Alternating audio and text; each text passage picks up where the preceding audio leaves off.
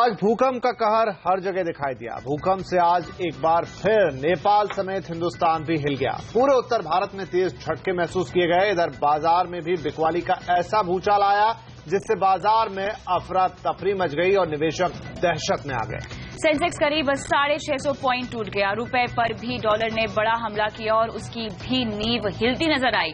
IIP growth को भी झटका लगा है।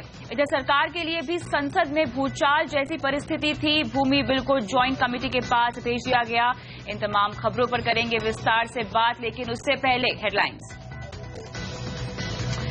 भूकंप से फिर दहला नेपाल, एक के बाद एक 8 झटके, 42 की मौत। उत्तर भारत के कई शहरों में भी भूकंप के तेज झटके। बिहार में 16 तो यूपी में 1 की मौत। 2 दिन भागने के बाद बुल भी गिरे औंधे मुंह। सेंसेक्स 650 पॉइंट गिरा। निफ्टी भी 200 पॉइंट फिसलकर 8150 के नीचे गया। रुपया भी निकला 64 के पार। ग्रोथ की उम्मीदों को बड़ा झटका। मार्च में आईआईपी ग्रोथ 5% से गिरकर 2.1% हुई, लेकिन रिटेल महंगाई गिरकर 5% के नीचे।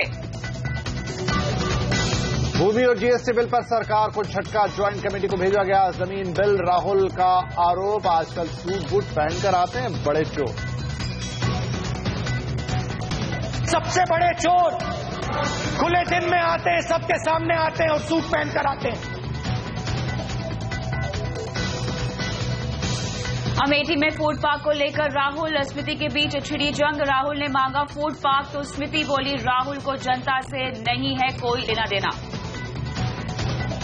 मोदी की चीन यात्रा से पहले चीन में बड़ा जोश। चीन में भारतीय खाने पर बड़ी दिलचस्पी। स्टूडेंट्स की वीजा नियम आसान करने की भी मांग। चीन से ग्राउंड रिपोर्ट आगे करेंगे बात।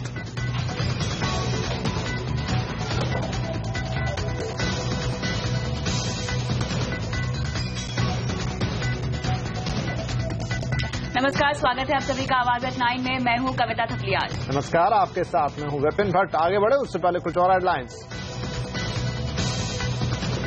अगर वो इस चैलेंज को हमें लेता है कि एयर इंडिया की स्थिति सुधारने में मददगार होगा तो मैं इसके लिए ओपन माइंडेड हूं, मैं इसे स्वीकार करता हूं। सरकार ने दिए एयर इंडिया के निजीकरण के संकेत। हमसे एक्सक्लूसिव बातचीत में एविएशन राज्य मंत्री ने कहा एयर इंडिया के हालात सुधारने पर है पूरा फोकस। मनमाने किराए पर लगाम लगाने को भी बताया जरूरी। बैंकों की एसेट क्वालिटी को लेकर क्रिसिल ने बजाई खतरे की घंटी। कहा आगे और बढ़ सकता है एनपीए। स्पाइसजेट ने बेहतर हवाई सफर के लिए शुरू की प्रायोरिटी सर्विस, लेकिन ग्राहकों की चुकानी होगी फीस। और माइक्रोमैक्स ने लॉन्च किया अपना नया मेटालिक स्मार्टफोन यूफोरिया। सिर्फ 7000 में ढेरों फीचर्स का है दावा। माइक्रोमैक्स ने पहला हेल्थ डिवाइस भी उतारा।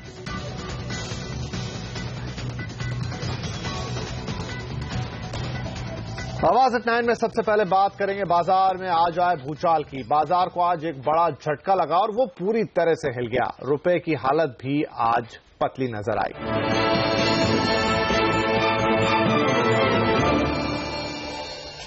बाजार में आ जाए भूकंप ने सेंसेक्स और निफ्टी को डहा दिया। झटका कितना बड़ा था इसका अंदाजा आप इस बात से लगा सकते हैं कि सेंसेक्स 650 पॉइंट लुढ़ककर 27,000 के नीचे खिसक गया। निफ्टी भी 200 पॉइंट टूटकर 8,150 के नीचे गया। बाजार में आया आज के इस भूकंप ने निवेशकों पर कहर बरपा दिया। हमारे साथ अब जुड़ रहे हैं हमारे मार्केट एडिटर अनिल सिंह भी और सीनियर एडिटर नीरज बाजपेयी। उनसे बात करेंगे बाजार के इस जलजले पर। अनिल जी, पहले आपके पास आते हैं। आज बाजार में इस बड़े भूकंप की वजह क्या रही, क्या कारण थे कि पूरा बाजार हिल गया?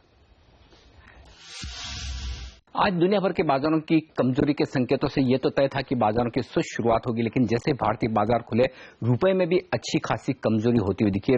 रुपए की कमजोरी और ग्लोबल मार्केट्स की वीकनेस, इन दोनों ने भारतीय बाजारों में एक कमजोर ओपनिंग का काम किया और जैसे ही ओपनिंग हुई उसके बाद बाजारों में कमजोरी और बढ़ती हुई दिखी। और कमजोरी बढ़ने की एक और वजह यह थी कि जीएसटी और लैंड एक्विजिशन बिल को लेकर बाजार को यह उम्मीद थी कि इस सेशन में कुछ न कुछ और डेवलपमेंट होते हुए दिखेंगे, लेकिन जब आज ये आस खत्म होती हुई दिखी तो बाजारों में बिकवाली का जोर पकड़ता हुआ नजर आया। इसके बाद माना यह जा रहा था कि कल जिस तरह से पुट में पोजीशंस बनी थी 8,275, 8,300 वो लेवल होगा जहां पर बाजार सपोर्ट लेने की कोशिश करता हुआ दिखेगा, लेकिन उन लेवल्स पर सपोर्ट नहीं लिया। काफी ट्रेडर्स ये मानते कि उन लेवल्स के नीचे जैसे बाजार गया काफी स्टॉप लॉसेस ट्रिगर हुए, काफी हेज फंड्स की शॉर्ट पोजीशंस भी वहां से नहीं बनती हुई नजर आई। तो एक और वो रीजन था जिसकी वजह से बाजारों में कमजोरी बढ़ी। लेकिन आज की कमजोरी को फिर से लीड किया banking share owner. PSU banks के जो नतीजे आ रहे हैं वो बहुत ज्यादा बाजार को प्रभावित करते हुए नहीं दिख रहे। हालांकि ऐसे एसेट क्वालिटी स्टेबल जरूर होती हुई दिख रही है, लेकिन उसके बावजूद बाजार जिस तरह की परफॉर्मेंस चाहता है वो नहीं हो रहा है। यहीं से बैंकिंग शेयरों से लीडरशिप आती हुई दिख रही है। तो ये सारे रीजन है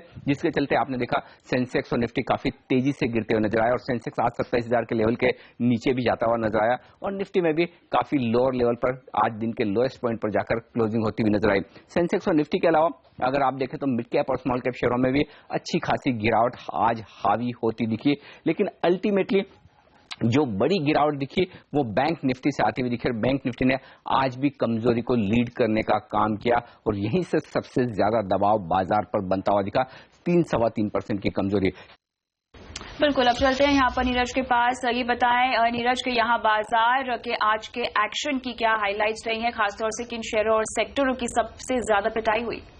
बिल्कुल, जैसा कि अनिल ने बताया कि बैंक सेक्टर लीड करता हुआ दिख रहा था इस गिरावट को, तो बैंकिंग शेयरों में सबसे ज्यादा पिटाई हुई। सरकारी बैंकों की अगर आप बात करें तो बैंक ऑफ बड़ौदा, पीएनबी और एसबीआई जैसे शेयरों में बहुत तेज गिरावट देखने को मिली। सब में जो है 6 से 7% तक की, 4-5% तक की गिरावट आई, क्योंकि जो नतीजे आए थे उसके बाद एक जो बैंक ऑफ बड़ौदा में थोड़ा सा रिटर्न दिखा था उसके बाद उसमें शार्प गिरावट देखने को मिली। आप तो तमाम देखिए इस बैंकों में प्राइवेट बैंक भी पीछे नहीं रहे। प्राइवेट बैंकों में अगर आप देखेंगे तो HDFC bank, Kotak bank, yes bank, ये सारे बैंक भी उस पिटाई की चपेट में आते हुए दिखे। इसीलिए आज बैंक निफ्टी में सबसे बड़ी गिरावट देखने को मिली, और यही इस पूरी गिरावट को लीड करता दिख रहा था। दूसरा पावर सेक्टर, जो जहां पे थोड़ी उम्मीद थी कि शायद सपोर्ट मिले, लेकिन वो सेक्टर भी आज बुरी तरीके से पिटते हुए दिखा। टाटा पावर, एनटीपीसी, ऐसे तमाम सारे स्टॉक्स में आप देखेंगे तो यहां कमजोरी दिखी। में 3 से लेकर के 2.5-3-4% तक की गिरावट इस पूरे सेक्टर में देखने को मिली। मेटल सेक्टर एक जो अब तक डिफेंसिव था कि चाइना में रेट कट हुआ उसके बाद फायदा हुआ, लेकिन उसका भी आप अंदाजा देखिए, टाटा स्टील 6% से ज्यादा गिरा, वहीं वेदांता में 5% और हिंडाल्को भी 3.5% की गिरावट के साथ बंद हुआ। तो मेटल सेक्टर में भी कोई राहत नहीं मिली। चौतरफा बिकवाली की चपेट में ऑटो शेयरों को अगर आप नजर डालेंगे तो वहां पे भी आपको कमजोरी दिखेगी। तमाम सारे ये अनुमान लगाए जा रहे थे कि मानसून थोड़ा बेहतर हुआ तो शायद वहां पे कोई मुरव्वत या रियायत दिखे, लेकिन वहां पे भी बिकवाली का प्रेशर हावी रहा। टाटा मोटर्स 3%, मारुति 2%, बजाज ऑटो भी 2.5% कमजोरी के साथ बंद हुआ। तो एक तरीके से जितने फ्रंटलाइन सेक्टर्स होते हैं जहां पे उम्मीद की जाती है कि वहां से सपोर्ट मिलेगा, वो सारे गिरावट में रहे।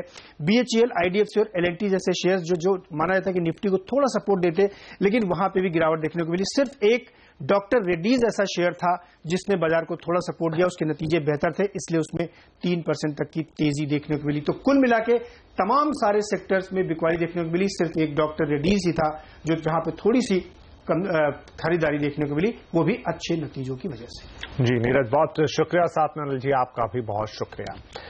और प्राइमेरिका म्यूचुअल फंड के बीपी सिंह का मानना है कि घरेलू बाजार के फंडामेंटल्स अभी भी अच्छे हैं और ऐसे में गिरावट आने पर अच्छे शेयर्स खरीदने का मौका मिलेगा। डोमेस्टिक इन्वेस्टर्स इस बात को समझते हैं कि हमारे फंडामेंटल्स उतने खराब नहीं हुए हैं, और यदि आप देखें जो रिजल्ट्स आ रहे हैं उनको आप यदि ध्यान से नोटिस करें तो करीब करीब सभी रिजल्ट्स, आईटी के रिजल्ट छोड़ दिए जाए तो करीब करीब सभी रिजल्ट जो हैं वो हमारी एक्सपेक्टेशन से बेहतर ही आ रहे हैं। तो ऐसे सिचुएशन में डोमेस्टिक फंड जो है वो मार्केट पे पॉजिटिव है और वो इस अपॉर्चुनिटी का फायदा उठा रहे हैं और अच्छे स्टॉक्स जो कम कीमत पे मिल रहे हैं उनको वो इकट्ठा कर रहे हैं, और हम भी वही कर रहे हैं। प्राइमेरिका म्यूचुअल फंड के बीपी सिंह के मुताबिक दुनिया भर के कमोडिटी की मांग में कमी आ रही है और ऐसे में कमोडिटी में खासकर मेटल शेयरों में हाल ही में आई तेजी का फायदा उठाकर अब मुनाफा वसूली करनी चाहिए। मेटल्स और कमोडिटीज की डिमांड स्लो हो रही है और इनके भाव नीचे ही आएंगे। तो पिछले दिनों में जो मेटल्स में खास करके ऑयल में और बाकी नॉन ऑयल कमोडिटीज में जो बाउंस बैक आया है, ये एक बहुत अच्छा मौका है इन्वेस्टर्स को कि sell on the rally kind of situation पे, कि जिससे कि आपको इससे निकल जाना चाहिए जो पुराने इन्वेस्टमेंट्स इसमें लगे हुए हैं। हम इस सेक्टर से कंप्लीटली निकलते ही जा रहे हैं और हम इसमें कोई इंक्रीमेंटल बाइंग नहीं कर रहे हैं। आईआईएफएल के अनुज जैन का मानना है कि बाजार में आई गिरावट में अच्छे शेयर में खरीदारी का अच्छा मौका मिल सकता है। 8,100, 8,150 के आसपास जो जिनका भी व्यू 3 मंथ्स, 4 महीने, 5 महीने से ऊपर है, उनके लिए ये लेवल्स बहुत अच्छे हैं। खास करके डेफिनेट कुछ क्वालिटी स्टॉक्स हैं जो गिरे हैं, उनमें एंट्री करने के लिए काफी जगह मिलती है। वो आपको ये पता है कि ये क्वार्टरली रिजल्ट्स अभी खत्म हुए तो अगले क्वार्टर तक स्लाइटली नेगेटिव बायस रहेगा, चार्ट्स का भी यही इंडिकेशन है। तो every level below would be an indication to buy. बाजार की इस गिरावट में कहां ट्रेडिंग के जरिए आप मुनाफा कमा सकते हैं, आइए जानते हैं आईएफएल की अनुज जैन की टॉपिक्स। वोल्टास अगर डिप देता है, वोल्टास करीब 270 के आसपास 68-70 के रेंज में अगर मिलता है तो I would by that. I think I would keep a stop loss of 3 to 4% from those levels and probably by that. आपको वापस आई थिंक 300-310 का लेवल उसमें दिख सकता है. आई वुड से हाँ, ये कल 965 तक गिरा था, तो अगर आपको ये लगभग 965 तक चढ़ा था, अगर आपको 930-940 पे ये कभी भी मिले तो ये बेसिकली जैसे ही ये वोलेटिलिटी खत्म होगी 1030 से 1050 आपको एचडीएफसी बैंक में मिल जाएगा. तो I would on any down day जब बैंक निफ्टी प्रेशर में है, एचडीएफसी बैंक धीरे धीरे एक्यूमुलेट करने का हम सलाह अपने सारे क्लाइंट्स को दे रहे हैं. और अब बात करते हैं रुपए की, जहां बाजार के साथ साथ रुपया भी हिल गया है. डॉलर ने आज रुपए को तगड़ा झटका दिया. डॉलर के मुकाबले रुपया कमजोर होकर 64.16 पर बंद हुआ है, जबकि दिन के कारोबार में एक टाइम तो डॉलर के मुकाबले रुपया 64.27 तक पहुंच गया था. दरअसल यह इंपोर्टर्स की ओर से डॉलर की मांग बढ़ने से रुपए पर सीधी मार पड़ रही है और शेयर बाजार में गिरावट का असर भी हम रुपए की चाल पर देख रहे हैं. और साथ ही आज आए आईआईपी और सीपीआई डेटा का असर कल रुपए की चाल पर यहां देखने को मिल सकता है. वहीं जानकार मान रहे हैं कि रुपए पर दबाव बना रह सकता है और डॉलर की कीमत 64.5 रुपए तक भी जा सकती है.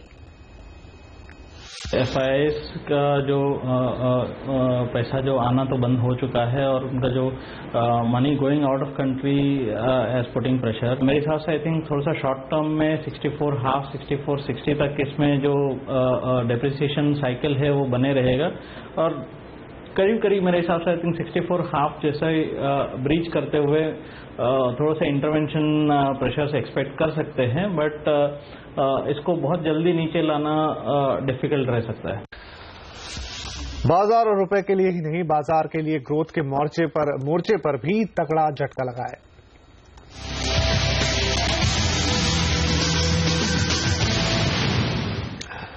महंगाई के साथ ग्रोथ भी घटी है. मार्च के आईआईपी डेटा जहां चिंता बढ़ाने वाले हैं, वहीं महंगाई में कमी राहत का सबब है. अप्रैल में रिटेल महंगाई की दर 5.17% से घटकर 4.87% पर आ गई है. हालांकि इंडस्ट्रियल प्रोडक्शन के आंकड़े इकोनॉमी में सुस्ती के संकेत दे रहे हैं.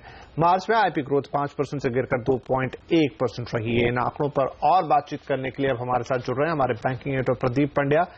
प्रदीप, इन आंकड़ों से किस तरह के संकेत मिल रहे हैं? क्या ग्रोथ की रफ्तार जो हम चाहते थे वो नहीं पकड़ पा रही है? हालांकि एक तरफ से हम देख रहे हैं कि थोड़ा महंगाई से जरूर राहत आई, तो कैसे पढ़ा जाए इन पूरे आंकड़ों? तो संकेत बिल्कुल साफ है कि महंगाई पर काबू पा लिया गया है और 2 महीने पहले तक एक स्पाइक नजर आ रहा था, पर अब महंगाई घट रही है और उम्मीद करनी चाहिए कि अगस्त सितंबर तक महंगाई का रुख जो है वो नीचे की ओर ही रहेगा, क्योंकि पिछले साल इसी दौरान महंगाई काफी ज्यादा बढ़ी थी. सबसे इंटरेस्टिंग बात यह है कि जब खाने पीने की चीजों के दाम मार्च के बाद हर साल बढ़ते हैं, यह ट्रेंड है पिछले 5 से 10 साल तक का. इस बार बेमौसम बारिश हुई है, इसके बावजूद भी दाम बढ़ते हुए नजर नहीं आ रहे हैं और ये इस बात का संकेत दे रहा है कि अब ये जो महंगाई घटी है वो शायद भरोसे के काबिल है और इस लिहाज से आरबीआई को अब इस पर भरोसा करते हुए रेट घटाने का हौसला दिखाना चाहिए. आरबीआई को हालांकि चिंता इस बात की भी होगी कि ग्रोथ जिस तरह से कमजोर है, आईआईपी उम्मीद से भी कम आया है, उसको देखते हुए अब इंडस्ट्री को सहारा देना चाहिए. ग्रोथ की चिंता आरबीआई को करनी चाहिए और आरबीआई ने हाल के दिनों में अपना ये व्यू रखा भी है.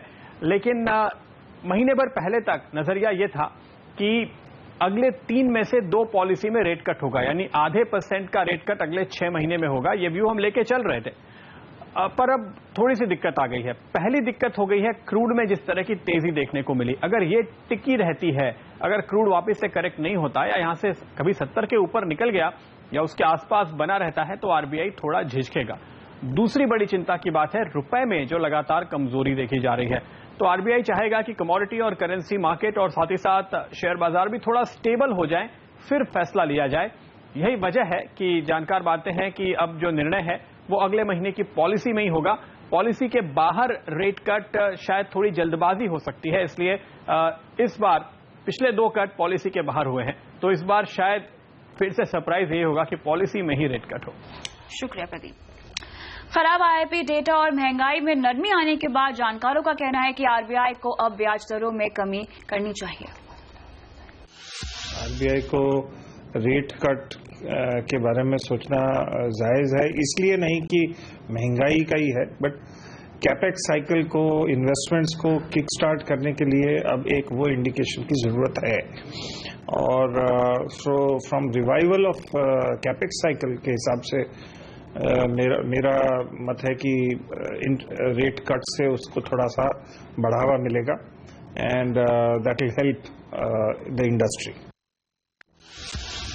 यस बैंक की चीफ इकोनॉमिस्ट शुभदा राव का कहना है कि अगस्त तक महंगाई के मोर्चे पर राहत रहेगी। अगले महीने में भी बेस इफेक्ट का इम्पैक्ट रहेगा कुछ ज्यादातर, और पूरा जो बेस इफेक्ट का इम्पैक्ट है वो अगस्त तक चलता रहेगा। तो हेडलाइन इन्फ्लेशन हमको थोड़ी नियंत्रण में लगेगी ऐसा लगता है। खास करके मैं ध्यान लाऊंगी आपका कोर इन्फ्लेशन पर। कोर इन्फ्लेशन हमारे मुताबिक जो एक बॉटमिंग आउट हो गई है वो हमने देखा है पिछले 2 महीनों में। आगे चलकर थोड़ी एक अपवर्ड एक्सपेक्टेशन है कोर की। और फिलहाल वक्त है ब्रेक का। ब्रेक के बाद आपको दिखाएंगे कैसे आज भूकंप के झटकों ने पूरे एशिया को झंझोड़ कर रख दिया। और एयरलाइंस के बढ़ते किराए पर CNBC आवाज से एक्सक्लूसिव बातचीत में क्या बोले विमानन राज्य मंत्री महेश शर्मा, ये भी सुनिए इस ब्रेक के बाद।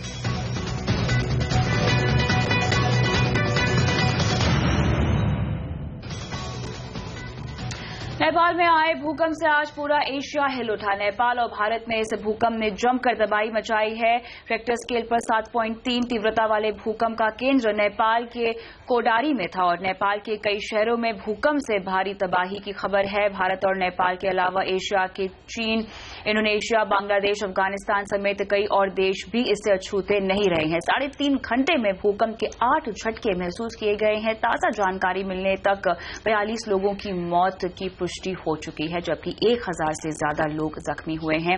भारत के यूपी और बिहार में भी 10 लोगों के मारे जाने की खबर है। प्रभावित इलाकों में राहत और बचाव का काम जारी है। 25 अप्रैल के भूकंप के 17 दिन बाद आए इस भूकंप ने पटरी पर लौट रहे नेपाल को एक बार फिर पीछे धकेल दिया है। भूकंप के बाद पीएम मोदी ने एक हाई लेवल मीटिंग बुलाई और एनडीआरएफ समेत तमाम बड़ी एजेंसियों को अलर्ट पर रहने के लिए कहा। भारतीय मौसम विभाग के मुताबिक उत्तरी बिहार में भूकंप की तीव्रता सबसे ज्यादा है। जो नजदीकतम हिंदुस्तान के इलाके हैं, खास तौर से उत्तरी बिहार में इसकी तीव्रता अधिक है और गंगटोक में चूंकि वो नजदीक है सबसे अधिक है, 8 की तीव्रता है। पटना में 7 की है, गोरखपुर में 7 है और लखनऊ में 6। दिल्ली तक आते आते ये 5, लेकिन चूंकि ये प्रायद्वीप के क्षेत्र में काफी दक्षिण तक और पूर्व तक ये आके गए हैं। गृह मंत्री राजनाथ सिंह ने कहा कि भारत नेपाल की हर संभव मदद करेगा।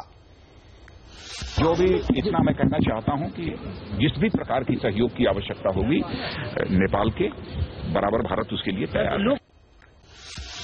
भूकंप के बाद दिल्ली में लोग अपने घरों और दफ्तरों से बाहर निकल आए। दूसरी ओर भूकंप महसूस होने की दहशत सबकी बातों से साफ झलक रही थी। We are on 3rd floor and we are just shaking like anything. That's why we just being out from here. Chair पे बैठे थे, एक लड़का है बात की क्लास में से कि भूकंप आ रहा है, हम सोचे मजाक कर रहे हैं, देखा तो सच में आ रहा था। एकदम ऐसे हिलने सा लग गया था, बस अभी से ऑलमोस्ट 40-45 मिनट पहले आया था। भूकंप के झटकों को महसूस करते ही लोग सड़कों पर निकल आए। हमारे संवाददाता भवानी सिंह ने जयपुर में लोगों से बातचीत की। भवानी का दफ्तर भी उसी बिल्डिंग में था जहां पर बाकी लोग रहते थे और कुछ और दफ्तर भी थे। आइए देखते हैं क्या कहा लोगों ने। जयपुर में भूकंप के तेज झटके आए हैं और इस वक्त जिस बिल्डिंग के अंदर हमारा दफ्तर है वहां से हमें झटके महसूस हुए और हमें ही नहीं पूरी बिल्डिंग के अंदर तमाम जो बिल्डिंग के अंदर लोग हैं, ऑफिसेज हैं, यहाँ पर प्राइवेट ऑफिसेज हैं, वो लोग नीचे आ गए। इसके अलावा जो यहाँ पर जो रहते हैं बिल्डिंग के अंदर वो भी लोग काफी बाहर आ गए, सारे बाहर आ गए। इस वक्त बिल्डिंग के अंदर एक तरह से डर का माहौल है। आप बताएं क्या भूकंप के झटके महसूस हुए आपको? हाँ जी, बहुत जोर से झटके महसूस हुए। क्या कर रहे थे आप? अब मैं खड़ा था। कैसा लगा आपको? किस तरीके के झटके महसूस हुए, क्या देखा? अब तो सब आदत होने लग गई है। थोड़े दिन पहले भी आया था और फिर आया है, तो ये कारण क्या है मेरे को नहीं पता, लेकिन इतना फ्रीक्वेंट पहले कभी हुआ नहीं। इतना तेज झटके नहीं आए। ये जो अभी आज जो महसूस हुआ, क्या झटका तेज था पहले से? पहले से थोड़ा तेज था, जिसमें ऐसा लगा कि हाँ चेयर वगैरह ग्राउंड फर्स्ट फ्लोर पे भी बहुत अच्छा वो था, फर्स्ट फ्लोर पे भी महसूस किया गया। ये आप बिल्डिंग्स देख सकते हैं, ये 6 मंजिला बिल्डिंग है और 6 मंजिला में जो ऊपर की जो माला है वहां पर जो झटके हैं वो ज्यादा महसूस किए गए और बिल्डिंग के अंदर जो तमाम लोग हैं इस वक्त बाहर हैं। रुक करते हैं दूसरी बड़ी खबरों की ओर। अब एयरलाइंस की तरफ से मनमाने किराए वसूलने पर सरकार की नजर है। हमसे एक्सक्लूसिव बातचीत में वन मंत्री महेश शर्मा ने कहा कि वो पहले से किराया तय करने के पक्ष में नहीं है और इससे मनमानी को बढ़ावा मिलता है। इसके अलावा उन्हें एयर इंडिया के प्राइवेटाइजेशन के भी संकेत दिए। के लिए ओपन हो, अगर कोई भी व्यक्ति वो किसी भी फील्ड का हो सकता है, प्राइवेट भी हो सकता है, गवर्नमेंट भी हो सकता है, देशी भी हो सकता है, विदेशी भी हो सकता है, अगर वो इस चैलेंज को हमें लेता है कि एयर इंडिया की स्थिति सुधारने में मददगार होगा तो मैं इसके लिए ओपन माइंडेड हूं और मैं इसे स्वीकार करता हूं। एयरलाइंस की तरफ से मनमाने किराया वसूलने पर सरकार की नजर है। हमसे एक्सक्लूसिव बातचीत करते हुए विमान राज्य मंत्री महेश शर्मा ने यह भी कहा कि वो पहले से किराया तय करने के पक्ष में नहीं है, इससे मनमानी को बढ़ावा मिलता है। इसके अलावा उन्होंने एयर इंडिया के प्राइवेटाइजेशन के भी संकेत दिए। इस बात चाहता हूं कि predating price in airline should not be there should be some regulation, there can be a base price और उसका एक परसेंटेज तक we can take this price to the other heights, but predating price of somebody may end up in an emergency, a child may have to go to a exam, somebody may have casualty in the family, so I think these issues need to be addressed in a different way. Monsoon 1 जून से पहले भी केरल तट पर दस्तक दे सकता है। मौसम की जानकारी देने वाली निजी क्षेत्र की कंपनी स्काईमेट के मुताबिक मानसून 27 मई तक केरल पहुंच सकता है। आमतौर पर मानसून 1 जून को केरल तट पर दस्तक देता है। साथ ही इस साल सामान्य बारिश होने की उम्मीद है। आपको बता दें कि भारतीय मौसम विभाग ने इस साल सामान्य से करीब 7% कम बारिश की आशंका जताई है, लेकिन स्काईमेट अपने पहले के अनुमान पर कायम है। कंपनी देश में मानसून के प्रसार को लेकर 15 मई को अपना दूसरा अनुमान जारी करेगी। और बुलेटिन में आगे आपको लेकर चलेंगे चीन, जानेंगे चीनी छात्रों की पीएम मोदी से क्या है उम्मीदें।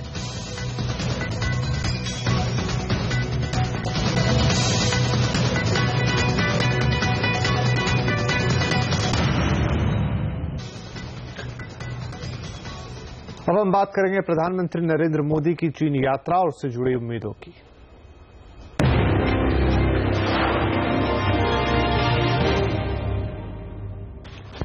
मोदी की चीन यात्रा से पहले सीएनबीसी आवास चीन पहुंच चुका है। हम आपको लगातार वहां से ग्राउंड रिपोर्ट्स दिखा रहे हैं। मोदी की चीन यात्रा से पहले चीन में तैयारियां तेज हो चुकी हैं। प्रधानमंत्री नरेंद्र मोदी की चीन यात्रा से चीन के छात्रों को भी बड़ी उम्मीद है। चीन के छात्र चाहते हैं कि उनके लिए वीजा नियम आसान हो, जिससे वो पढ़ाई के लिए भारत आ पाए। बीजिंग की एक यूनिवर्सिटी में हिंदी पढ़ रहे छात्रों से हमारी संवाददाता तमन्ना इनामदार दत्ता ने खास बातचीत की। हम आज आए हैं बीजिंग की एक यूनिवर्सिटी में, जहां पर ये सारे स्टूडेंट्स हिंदी भाषा पढ़ रहे हैं और इनसे बात करते हैं कि वो मोदी जी की इस यात्रा को कैसे देखते हैं। शुरू करते हैं इनके गुरु से, विनोद जी से। किस तरह से यहाँ पर एक्साइटमेंट बनी हुई है? क्या ज्यादातर लोगों को पता है कि भारत के प्राइम मिनिस्टर आ रहे हैं? जी, यहाँ पे टैक्सी ड्राइवर से लेके हर एक कैंपस में मोदी एक कह सकते हैं कि आमिर खान के बाद दूसरा हीरो है, बहुत पॉपुलर है। और मोदी से चीन के जो नया जनरेशन है वो सोचते हैं कि मोदी ही में जो शक्ति है कि भारत और चीन को एक साथ एक नई दुनिया कायम कर सकता है। जो चीन के लीडर हैं वो भी बहुत स्ट्रांग मान जाते हैं और इंडिया में भी एक बहुत स्ट्रांग लीडर है। तो जो फ्यूचर है, भविष्य है दुनिया का, वो इंडिया और चाइना में है और आपके सामने चाइना का भविष्य खड़ा है। चलिए तो इन लोगों से बात कर ले। आपका नाम बताया मुझे विनोद जी ने, दया रखा गया है, हिंदी नाम। आपके मुताबिक दया, भारत और चीन में रिश्ते सुधारने के लिए सबसे बड़ी चीज कौन सी है जो होनी चाहिए, सबसे इम्पोर्टेंट चीज? सबसे इम्पोर्टेंट चीज, लेकिन सबसे पहले मोदी जी आ रहे हैं तो मोदी जी के लिए आपका स्वागत है। मुझे हिंदी 4 सालों से बढ़ चुके हैं और मेरे लिए तो सबसे महत्वपूर्ण चीज ये है कि विद्यार्थियों के लिए हम दोनों देशों की चिंताओं के बीच हम आदान प्रदान ज्यादा होना चाहिए। मैं ऐसा सोचता हूं कि विद्यार्थियों के लिए। इनका नाम रखा गया है राहुल। राहुल, जो एक बड़ी प्रॉब्लम है भारत और चीन के बीच में है वो है विश्वास की, ट्रस्ट की थोड़ी कमी रही है बहुत सालों से। आपको लगता है वो विश्वास की कमी को हटाया जा सकता है, ट्रस्ट को बढ़ाया जा सकता है? मैं सोचता हूँ कि ये आपस विश्वास बढ़ाया जा सकता है सांस्कृतिक आदान प्रदान के जरिए। प्रियंका, जब आप दिल्ली में रही तो कैसा एक्सपीरियंस था? क्या वहाँ के लोग आपसे मिले घुले? अच्छा एक्सपीरियंस रहा आपका? ऑनेस्टली बताइए। हाँ, बहुत अच्छा है। वहाँ का लोग, मुझे लगता है कि मुझे बहुत मैत्री से मेरी मदद किया है। और जब और एक बात यह है कि एक दिन में हम मेट्रो स्टेशन जाना चाहते हैं, लेकिन हमें कोई ऑटो रिक्शा नहीं मिला और एक स्कूल बस आए हैं। वो चालक देखा है कि मैं और मेरा दोस्त ऑटो रिक्शा नहीं मिला, तो उन्होंने हमें बताया है कि इंदर आओ, और वह हमारे मेट्रो स्टेशन पर चलाया है। मतलब आपको छोड़ दिया मेट्रो तक। थैंक गॉड, कोई अच्छे लोग आपको मिल गए दिल्ली में जिन्होंने आपको छोड़ दिया। तो इन स्टूडेंट्स ने बता दिया कि किस तरह अगर कोशिश की जाए तो जो भाषा की एक बैरियर नजर आती है भारत और चीन के बीच में, वो भी मिट सकती है। मोदी जी भी यहाँ पर स्टूडेंट्स से मिलेंगे और उन्हें भी शायद इसी तरह का प्यार और फीडबैक मिलेगा। बीजिंग में कैमरामैन वैभव माने के साथ तमन्ना इनामदार दत्ता। नरेंद्र मोदी की चीन यात्रा से पहले विदेश सचिव एस जयशंकर ने कहा है कि प्रधानमंत्री की चीन यात्रा के दौरान सीमा विवाद पर भी बातचीत होगी। Well, I think our expectations are that all issues, all important issues pertaining to bilateral, regional, multilateral issues would be discussed. So you can reasonably imagine that this would be covered, but you know exactly what would be the progress or outcomes, I would not be in a position to predict. और Beijing से हमारी सहयोगी तमन्ना इनामदार दत्ता हमारे साथ जुड़ चुकी हैं। तमन्ना, चीन के लोग किस तरह से देख रहे हैं मोदी की यात्रा को और क्या मूड है लोगों का इस यात्रा को लेकर? जब हम यहाँ के लोगों से बात करते हैं जिन्हें हम मिले हैं पिछले तो 2 दिनों में, तो काफी उत्साह है मोदी जी के विजिट को लेकर। कहते हैं कि चीन और भारत के रिश्तों में और गर्मजोशी आने की अपार संभावनाएं हैं। अगर हम एक जायजा लें कि यहाँ की मीडिया क्या कह रही है, तो लार्जली पॉजिटिव व्यूज निकल कर आ रहे हैं इस यात्रा को लेकर और जो नए रिश्ते बनने जा रहे हैं भारत और चीन उसको लेकर। हाँ, एक आज लेख आया हुआ है ग्लोबल टाइम्स में, जो एक सिस्टर कंसर्न है स्टेट रन न्यूज़पेपर की, जिसमें एक विशेषज्ञ का मानना है कि मोदी जी जो कहते हैं उस पर पूरा भरोसा नहीं किया जा सकता। उनका ये भी कहना है अपने लेख में कि पिछले 1 साल में अगर मोदी जी की फॉरेन पॉलिसी को देखें तो उन्होंने जापान और अमेरिका जैसे देशों के साथ संबंध गहराए हैं, जो चीन के दुश्मन तो नहीं कहूंगी लेकिन राइवल्स के रूप में देखे जाते हैं। उनका ये भी कहना है कि मोदी जी को तिब्बत को ज्यादा सपोर्ट नहीं करना चाहिए और अरुणाचल प्रदेश में नहीं जाना चाहिए। लेकिन अगर इसे एक तरफ रखें तो जैसे सीसीटीवी जो यहाँ की स्टेट रन न्यूज चैनल है, उनका कहना है कि एक बहुत बड़ा अवसर सामने आया है बॉर्डर डिस्प्यूट को सुलझाने का। और बॉर्डर डिस्प्यूट की बात करते हुए वो बार बार कहते हैं ये एक कॉलोनियल लेगेसी है, यानी इसमें चीजें आगे बढ़ने की भी संभावनाएं हैं। दूसरी तरफ China.org पर मोदी जी के यहाँ की जो ट्विटर जैसी सेवा है सीना वीबो, उस पर आने की बात कही गई है और कहा है कि काफी अच्छा रिस्पांस उनको मिला है। हालांकि उन्होंने ये भी नोट किया है कि यहाँ के कुछ लोग जो ट्विटर पे हैं, इस ट्विटर जैसी सेवा पर हैं, उन्होंने जो मुश्किल चीजें हैं, इश्यूज हैं, मुद्दे हैं भारत और चीन के बीच में, चाहे वो बॉर्डर इशू हो या पाकिस्तान और भारत के रिश्ते हैं, उन पर काफी चीजें कही हैं, थोड़ी सी नेगेटिव चीजें कही हैं। लेकिन कुल मिलाकर मैं कहूंगी कि बहुत उत्साह है और शायद पहली बार ये उम्मीद जगी है कि वाकई कुछ चीजें बदल सकती हैं इस प्रधानमंत्री और इस सरकार के रवैये को देखकर। बिल्कुल तमन्ना, उम्मीद तो यही की जा रही है। बहुत बहुत शुक्रिया इन तमाम अपडेट्स के लिए। बीजिंग में अगर आपको भारतीय खाना चाहिए हो तो ताज पेविलियन एक बेहतरीन जगह है। ये रेस्टोरेंट बीजिंग में शुद्ध भारतीय खाना परोस रहा है और चीन में भारतीय खाने की लोकप्रियता और चीन में खान पान के कारोबार पर हमारी संवाददाता तमन्ना इनामदार दत्ता ने ताज पेविलियन के मालिक मेहरनूस पस्तकिया से खास बातचीत की। चाइना में अगर आपको घर के खाने की याद आ रही हो तो आप किसी इंडियन रेस्टोरेंट में जा सकते हैं और हम ऐसे ही बीजिंग के एक फेमस इंडियन रेस्टोरेंट ताज पेविलियन में है, जहां पर बिल्कुल घर के जैसे तड़का लग रहा है दाल में।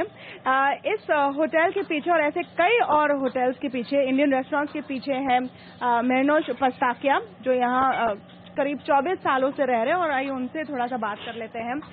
इंडियन खाना कितना पॉपुलर है? क्या सिर्फ भारतीय मूल के लोग आते हैं आपके रेस्टोरेंट में खाना खाने या चाइनीज भी आते हैं? यहाँ पे सब लोग आ जाते हैं। करीबन 50% चाइनीज आ जाते हैं, बाकी 50% सब फॉरेनर्स आते हैं, उसमें इंडियंस भी है। काफी ब्रिटिश लोग आते हैं, अमेरिकन लोग आते हैं, जापानीज आते हैं।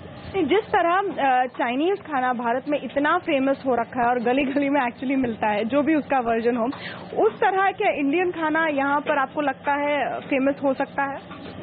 जी, अब शुरुआत तो हो चुकी है और एक ही चीज है कि यहाँ के जो चाइनीज गेस्ट जो आते हैं ज्यादातर, वो लोग करीबन 35 साल के नीचे वाली उम्र से आते हैं, क्योंकि उनके ऊपर वाले जो है वो जरा काफी स्ट्रिक्ट है उनके डाइट पे। तो अब शुरुआत तो हो चुकी है। ये बताइए कि जो हमारे अगर कुछ दर्शक चाइना आ रहे हैं और इंडिया से ऐसे भी लोग आते हैं जो प्योर वेजिटेरियन होते हैं, उनके लिए क्या ऑप्शंस हैं? क्या एक ही ऑप्शन है कि आपके जैसे रेस्टोरेंट में जाएं जहां इंडियन खाना मिलता है? इसके अलावा क्या कर सकते हैं? चीन में काफी इंडियन रेस्टोरेंट्स तो है ही है और उसके अलावा चाइनीज रेस्टोरेंट्स में आजकल भी वेजिटेरियन खाना मिल जाता है। शाकाहारी खाने के लिए उन्हें बताना चाहिए। आलू की सब्जियां मिल जाती है, बैंगन की सब्जियां मिल जाती है, पालक की सब्जियां मिल जाती है। तो उन्हें बताना चाहिए कि भाई इन्हें इसमें कोई भी किस्म का मटन या चिकन कुछ डाला ना जाए। कैसे बताएं आप? बताएं कि कैसे वो बताएं, क्या बोले ताकि वेजिटेरियन खाना इंश्योर हो? उनको जस्ट बताना चाहिए कि बू याओ रो। चलिए वो याद करेंगे हम। इसके अलावा ईज ऑफ डूइंग बिजनेस पर काफी चर्चा इस वक्त भारत में हो रही है और रेस्टोरेंट बिजनेस में फॉर एग्जांपल, क्योंकि आपका यहाँ काफी एक्सपीरियंस है, आप मुंबई इंडिया में भी कई साल रह चुके हैं। क्या यहाँ पर रेस्टोरेंट खोलना और चलाना आसान है या भारत में ज्यादा आसान है? कैसे कंपेयर करेंगे? अब मैं यहाँ तो 24 साल से हूँ, तो भारत का तो मुझे इतना भी पता नहीं है, बट मैं इतना कह सकता हूँ कि यहाँ पे आसानी है एज लॉन्ग एज आपका लैंग्वेज का प्रॉब्लम आपका सॉल्व हो जाए, क्योंकि यहाँ पे सब फॉर्म सब कुछ भरना जो भी है वो सब चीनी लैंग्वेज में है। एंड मुझे तो आसान हो गया क्योंकि मेरे वाइफ चाइनीज है, तो she takes care of all that. And अगर हर साल जैसे वो जो चेक्स होते हैं, लाइसेंस रिन्यूअल्स होते हैं, वो भी आसान है, वो ज्यादातर इंटरनेट पे ही हो जाता है। चलिए, इसी के साथ वक्त हो गया एक ब्रेक का, लेकिन बुलेटिन में आगे क्यों फंसे सरकार के 2 अहम बिल और क्या है कांग्रेस की रणनीति, जानेंगे CNBC आवाज के प्रधान संपादक संजय पुगलिया से इस ब्रेक के बाद। और फूड पार्क के बहाने कैसे संसद और संसद के बाहर गरमा रही है सियासत, ये भी देखिए आगे।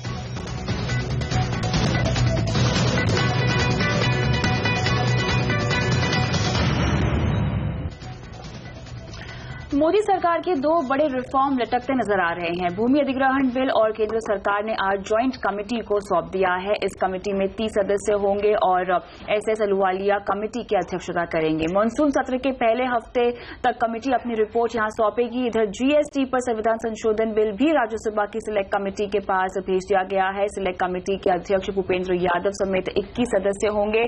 सिलेक्ट कमेटी में प्रफुल्ल पटेल, कनिमोई और राजीव चंद्रशेखर को भी शामिल किया गया है। इधर लैंड बिल पर कांग्रेस उपाध्यक्ष राहुल गांधी ने सरकार पर धारदार जुबानी तीर चला दी है। राहुल गांधी ने कहा है कि बिल पास हुआ तो किसानों की मर्जी के बिना जमीन छिन जाएगी। उन्होंने जमीन अधिग्रहण बिल पर सरकार के खिलाफ तीखे तेवर दिखाते हुए कहा कि इस बिल पर वो संसद से सड़क तक सरकार का विरोध करेंगे। हम आपको ये बताना चाहते हैं कि इतनी आसानी से नहीं होगा। अगर यहां नहीं रोक पाएंगे तो सड़क पे रोकेंगे, सड़क पे जाके रोकेंगे आपको।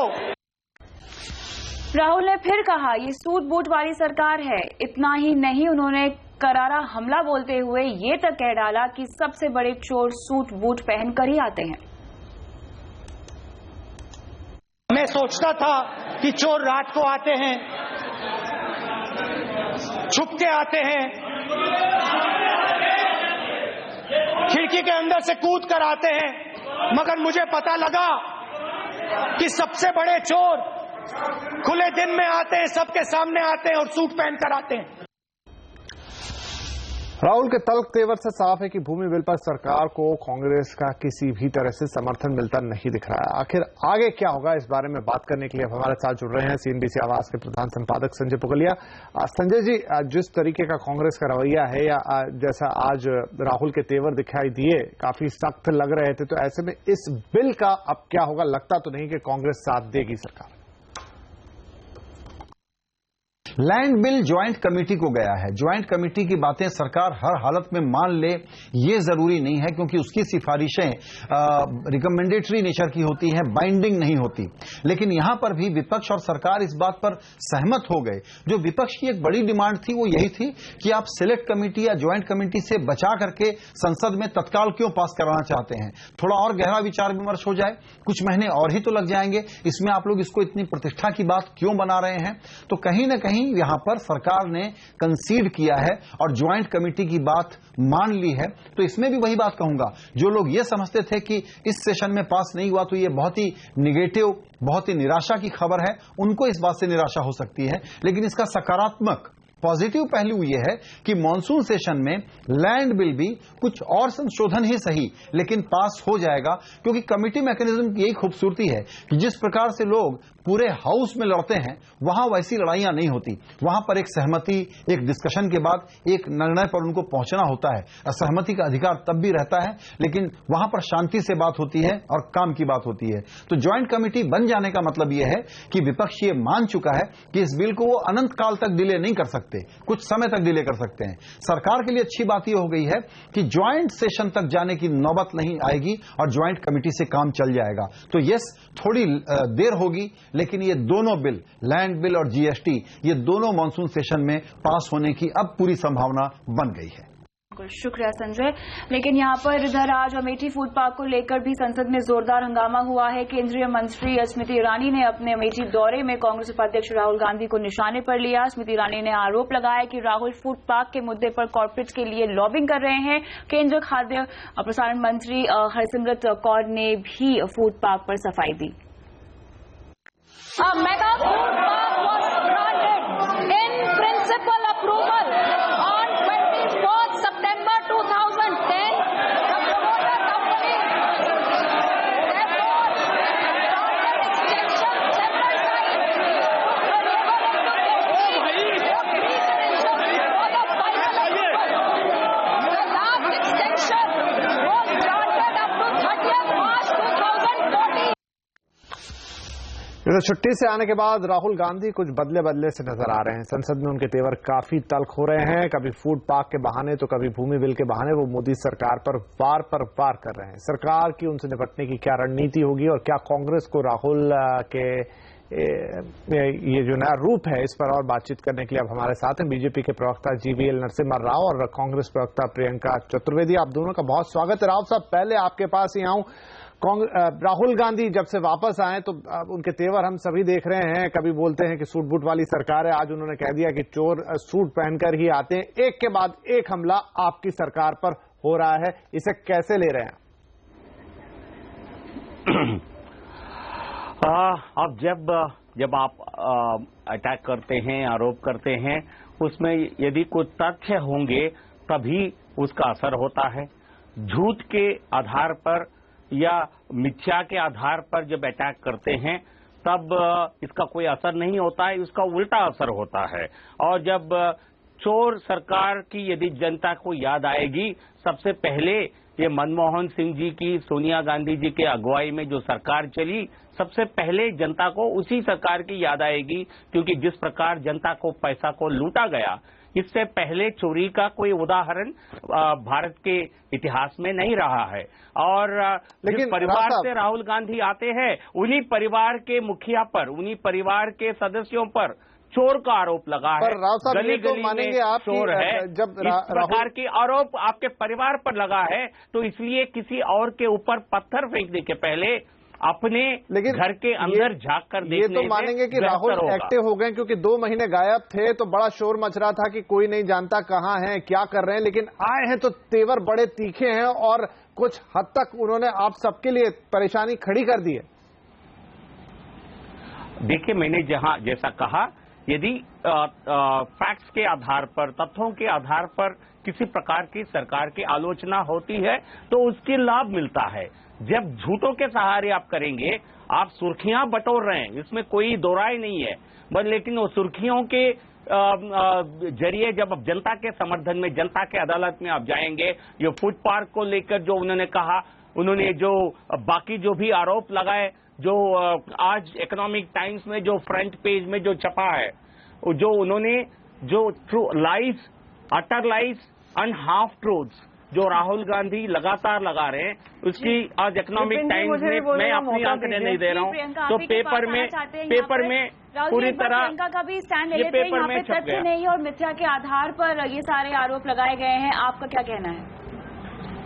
नहीं, मैं तो कहूंगी जिस तरीके से राव जी इतनी बौखलाए हुए बात कर रहे हैं और जवाब दे रहे हैं, वही मैं कहूंगी गवाही देता है कि किस तरीके से एक हलचल मच गई है भारतीय जनता पार्टी में, किस तरीके का हड़कंप मचा दिया है राहुल गांधी जी के लौटते ही, और उनके जो आक्रमण हो रहे हैं उन मुद्दों पे हो रहे हैं जिससे बीजेपी बौखलाई हुई घूम रही है, उनके प्रवक्ता भी बौखलाए हुए बात भी कर रहे हैं। तो 2-3 चीजें हैं। मैं राव साहब से पूछना चाहूंगी, राव साहब, आप लोगों ने 15 लाख वापस करने की बात कही थी, काले धन की बात कही थी। आज आपके खुद के भारतीय जनता पार्टी के सदस्य सुब्रमण्यम स्वामी कहते हैं कि मैं जहां जाता हूं मुझसे लोग यही सवाल करते हैं कि मेरे 15 लाख कब आएंगे, तो उसका जवाब ये सरकार नहीं दे पा रही है। आपके खुद के लोग ही पार्लियामेंट्री पार्टी मीटिंग्स में ये कहने लगे हैं, हम जहां जाते हैं हमसे सवाल पूछे जाते हैं कि क्या तुमने 1 साल में काम कर दिखाया। यह हम नहीं कर रहे हैं, ये आपके खुद के पार्टी के मेंबर्स कर रहे हैं, एमपीज कर रहे हैं, आपसे सवाल उठा रहे हैं। दूसरी चीज मैं आपसे पूछना चाहूंगी, अभी आप फूड पार्क की बात कर रहे थे। फूड पार्क में बहुत स्पष्ट तरीके से हमने भी बताया है कि किस तरीके से सत्ता में आते ही सबसे पहला काम जो हमारी फूड प्रोसेसिंग इंडस्ट्री ने किया होगा, और मैं बिल्कुल कॉन्फिडेंटली बोल रही हूँ, ये प्रधानमंत्री के ही आदेश से हुआ होगा कि सबसे पहले कैंसिलेशन, विंडिक्टिव वाली राजनीति जो होती है आप लोगों ने। प्रियंका, ये आरोप प्रत्यारोप की बातें चलती रहेंगी, लेकिन हम तो हम आपसे ये, आप ब्लैक मनी ले लीजिए, हम ये जानना चाहते हैं कि राहुल गांधी के अंदर ये जो परिवर्तन दिख रहा है प्रियंका, वो कहां से आया, क्या कर दिया आखिर ऐसा 2 महीने के अंदर? मैं बस यही कहूंगी कि हमने वही किया है जो हमें करना है और हम करते रहेंगे। भारतीय जनता पार्टी की जो जुमलेबाजी सरकार बनकर आई है, लोगों को पता चल रहा है कि, पर प्रियंका, राहुल भी एक तरीके से जुमलेबाजी ही कर रहे हैं कि क्या 1 साल के अंदर वो खुद ही सवाल पूछ रहे हैं कि हमारे लिए काम क्या किया गया है, इन्फ्लेशन को लेकर, करप्शन को लेकर, ट्रांसपेरेंसी को लेकर, काले धन को लेकर। कोई एक ऐसा काम हो, प्रधानमंत्री तो देश में रहते कम हैं, विदेश घूमते ज्यादा हैं, तो कुछ काम ऐसा हो जो बताएं तो हम वो सामने लोगों के सामने। लेकिन प्रियंका, जो राहुल कर रहे हैं वो भी लोग समझ रहे हैं और हमसे जुड़ रहे हैं इसी बात, वो भी कुछ जुमलेबाजी की तरह ही है। आपको लगता है उसमें सब्सटेंस है? आपको आपको ये सवाल रिपीट करना पड़ेगा। मैं कह रहा हूं कि जो राहुल, आप कह रहे हैं कि जुमलेबाजी करती है बीजेपी, लेकिन जो राहुल कर रहे हैं, सूट बूट की सरकार, चोर, ये भी तो जुमलेबाजी है। सब्सटेंस कितना है इसमें? नहीं, देखिए, अगर आप जिस तरीके से पूरा 1 साल में हमने देखा, जैसे ही सत्ता में आए, हमारे प्रधानमंत्री विदेशी यात्रा में एक पर्टिकुलर कॉर्पोरेट हाउस के साथ घूम रहे हैं। हमारे प्रधानमंत्री लैंड ऑर्डिनेंस लाते हैं जिससे जो किसानों का हक है उनसे छीनने की बात करते हैं, और उसमें बिल्कुल पीछे हटने को तैयार नहीं है। और ये वही लैंड बिल है जिसे सब सर्वसहमति से भारतीय जनता पार्टी को साथ में लेकर हमने 3 साल उस पर डिस्कशंस कर सारे स्टेक होल्डर से बात कर हमने पास किया था। आप ये रियल एस्टेट बिल ले लीजिए, आप ट्रांसपेरेंसी की बात कर लीजिए। कौन सी एक ऐसी चीज है जो उन्होंने गरीबों के हित में की होगी या गरीबों के काम को लेकर की होगी? कहीं भी ऐसा काम नहीं हुआ। इन्फ्लेशन इन्फ्लेशन को लेकर देख लीजिए, कोई भी ऐसा मुद्दा हो जी प्रियंका जी, और इसीलिए आज तिलमिलाई समय की थोड़ी कमी है, डिबेट और भी आगे जा सकती है लेकिन समय की थोड़ी कमी है, इसलिए मैं आप दोनों को यहाँ पर एक शॉर्ट कमेंट जी, तो 10 सेकंड बस। हाँ, अब देखिए इन्फ्लेशन की प्रियंका जी बात कर रही, पता नहीं आप आज की जो आंकड़े आप देखें नहीं देखें, रिटेल इन्फ्लेशन आज के जो मार्च महीने के लिए 5% से भी कम था और होलसेल प्राइस इंडेक्स -2.33% था मार्च महीने के लिए। आप कौन से राव साहब, राहुल प्रियंका जी, क्योंकि समय का तकाजा है, आप दोनों से माफी चाहूंगा, बातचीत हम आगे भी करना चाहते हैं लेकिन फिलहाल यहीं आप दोनों को धन्यवाद करना होगा क्योंकि समय बहुत पैसा खर्च ज्यादा जी प्रियंका राव साहब जी चलिए, बहुत शुक्रिया हमसे बातचीत करने के लिए, क्योंकि यहाँ मेन मुद्दा यह था कि राहुल गांधी के जो बदले तेवर है उसके पीछे क्या है और सरकार पर कितना असर और कितना दबाव पड़ रहा है। बहुत शुक्रिया आप दोनों का यहाँ इस डिबेट में हमारे साथ शामिल होने के लिए। और यहाँ पर वक्त हो गया एक छोटे से ब्रेक का। ब्रेक के बाद दिखाएंगे आपको पीएम और प्रेसिडेंट के लिए तैयार होने जा रहा है हवाई किला।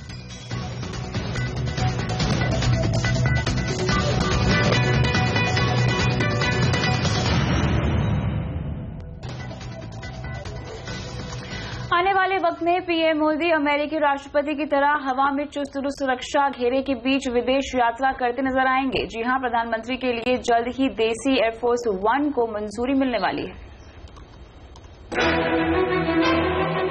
ये है अमेरिकी राष्ट्रपति बराक ओबामा का हवाई किला एयरफोर्स 1। दुनिया की कोई भी ताकत इसे भेद नहीं सकती।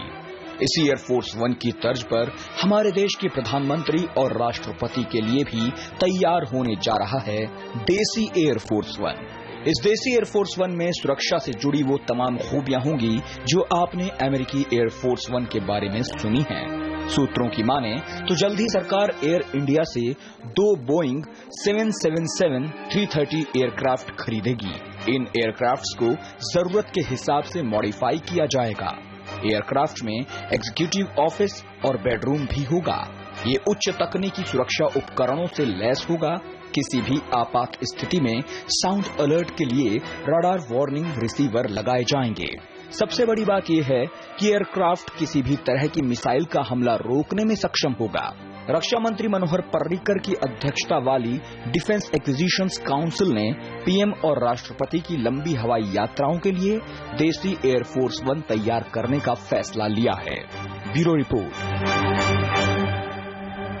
और बुलेटिन में आगे यू टेलीवेंचर्स ने लॉन्च किया नया फोन यूफोरिया। बताएंगे आपको इस फोन की खासियत इस ब्रेक के बाद, और साथ ही आपको दिखाएंगे दुनिया की सबसे कीमती पेंटिंग।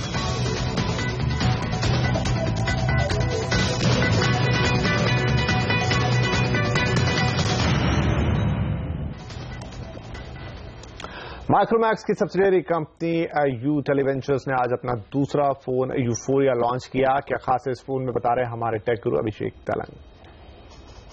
नॉर्मली सस्ते स्मार्टफोन्स की क्या डेफिनेशन होती है, मतलब हमारे दिमाग में ये ख्याल होता है कि फ़ोन अगर 6-7 हज़ार रुपए का है तो उसमें क्या होगा, कोई एक वर्जन पुराना ऑपरेटिंग सिस्टम होगा, 5 से 8 मेगापिक्सल कैमरा होगा, इसके अलावा रैम 1 GB या उससे भी कम होगी, दिखने में बहुत कुछ खास दिखेगा नहीं, प्लास्टिक की डिज़ाइन वाला फ़ोन होगा, इन शॉर्ट भद्दा दिखने वाला फोन होगा। इस तरीके से बेसिकली एक किसी भी अच्छे स्मार्टफोन का बेहद रिप्ड ऑफ फीचर उस फोन के अंदर दिए गए होंगे। पर सस्ते स्मार्टफोन्स की डेफिनेशन को पूरी तरीके से बदलने के लिए माइक्रोमैक्स की सब्सिडियरी कंपनी यू टेलीवेंचर्स ने अपना दूसरा स्मार्टफोन यूफोरिया बाजार में आज लॉन्च कर दिया। और इस फोन की सबसे बढ़िया जो बात जो पर्सनली एज ए इंडियन मुझे लगी कि इस फोन में नॉर्मली आईफोन में आपको क्या दिखता है, designed bye apple in California और असेंबल्ड इन चाइना। यहां पर लिखा है design by you assembled in India. That means इस फोन को असेंबल्ड पूरी तरीके से इंडिया में किया गया। इस फोन की प्राइस बताऊं, सिर्फ 6,999 7,000 रुपए में। अब 7,000 रुपए में आपको क्या क्या मिल रहा है इसके अंदर, basically metal design. Normally metal design इस प्राइस रेंज में किसी भी स्मार्टफोन में देखने को नहीं मिलती है। कैमरा इसके अंदर 13 मेगापिक्सल दिया गया है, स्नैपड्रैगन 410 प्रोसेसर है इसके अंदर, 64 बिट आर्किटेक्चर पर चलने वाला। इसके अलावा 2 GB रैम दी गई है, एंड्रॉइड के लेटेस्ट ऑपरेटिंग सिस्टम पर चलता है। साथ में साइनोजेन जो OS है उसके भी अपडेट्स इस पर रेगुलर मिलते रहेंगे।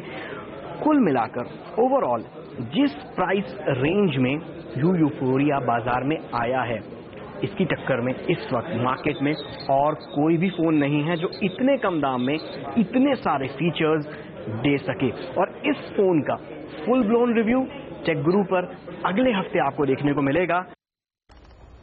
दुनिया के महान चित्रकार पाब्लो पिकासो की पेंटिंग ने बिक्री के सारे रिकॉर्ड ध्वस्त कर दिए हैं। न्यूयॉर्क में हुई क्रिस्टी नाम की संस्था ने सेल ऑफ द सेंचुरी नाम से नीलामी इसकी करवाई और 11 मिनट चली नीलामी में पिकासो की द विमेन ऑफ अल्जीयर्स करीब $189 मिलियन में बिक गई है। और नीलामी टेलीफोन पर हुई और बोली लगाने वाले का नाम सार्वजनिक नहीं किया गया है। स्पेन के महान चित्रकार पिकासो ने ये पेंटिंग साल 1955 में बनाई थी।